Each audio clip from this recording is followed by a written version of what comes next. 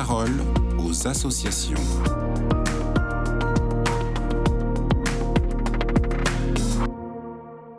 Bonjour à tous, bienvenue dans la parole aux associations. Aujourd'hui, je suis avec Kevin Tanguy, journaliste pour l'aide à l'Église en détresse. Alors Kevin, bonjour. Aujourd'hui, vous souhaitez nous parler du drame qui s'est produit à Haïti il y a quelques jours. Oui, car ce qui s'est passé il y a quelques jours est symptomatique de l'insécurité qui règne à Haïti. Evanette Wanzer et Jeanne Voltaire, deux religieuses de la congrégation des Petites Sœurs de Sainte Thérèse de l'Enfant Jésus, ont été violemment assassinées le 31 mars par des gangs armés à Mirebalais, une ville qui est située à une cinquantaine de kilomètres de la capitale, Port-au-Prince. Au moment des faits, les deux femmes se trouvaient en mission dans la ville lorsqu'elles ont été contraintes de se réfugier dans une maison voisine face au chaos ambiant. Les deux religieuses ont trouvé refuge chez des voisins où elles ont été tuées, ainsi que d'autres occupants. On estime que 6 à 7 personnes auraient été tuées par les gangs dans cette maison. L'engagement et le dévouement des religieuses au service de l'éducation des enfants forcent l'admiration, a salué l'évêché de Hinch. Et alors sur place, quelle est la gravité de la situation ? Ce qui est sûr, c'est que ces affrontements ont causé de nombreux dégâts. Les assaillants s'en sont pris à des commerces et à des postes de police, et plus de 500 détenus se seraient évadés de prison. Un an auparavant, la ville de Mirebalais a fait face à 2 tentatives d'attaque, mais les gangs ont reculé devant la résistance des habitants. Malheureusement, la commune n'a pas résisté à une troisième attaque.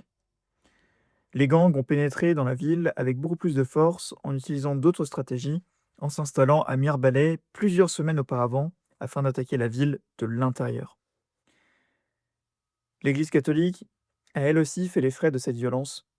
Au moins un des presbytères du diocèse de Hinch a été pris d'assaut par des individus armés qui ont contraint les prêtres présents à leur donner accès à l'enceinte de l'église avant d'abattre froidement le gardien du presbytère sous leurs yeux. Après les attaques, 28 paroisses de l'archidiocèse de Port-au-Prince ont été fermées, tandis qu'une quarantaine fonctionnent au minimum. Par conséquent, les prêtres ont été contraints de se réfugier auprès de leurs familles ou d'autres ecclésiastiques. Et alors comment réagit l'Église locale face à cette violence ?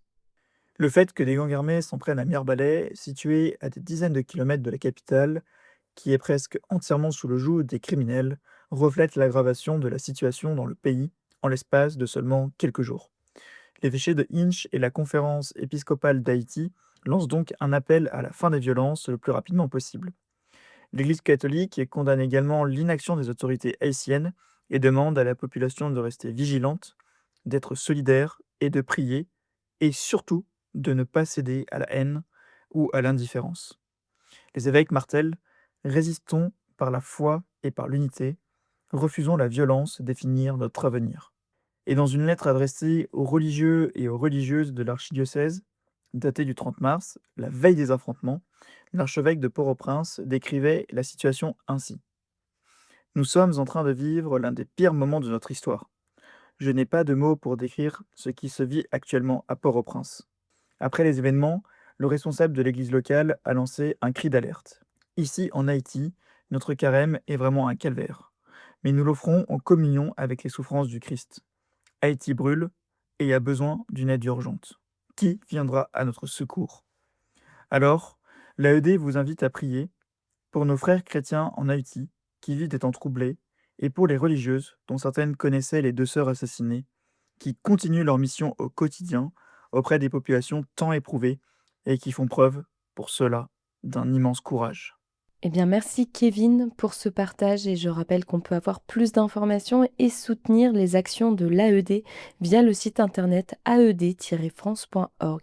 Je vous souhaite une belle journée, je vous dis à bientôt.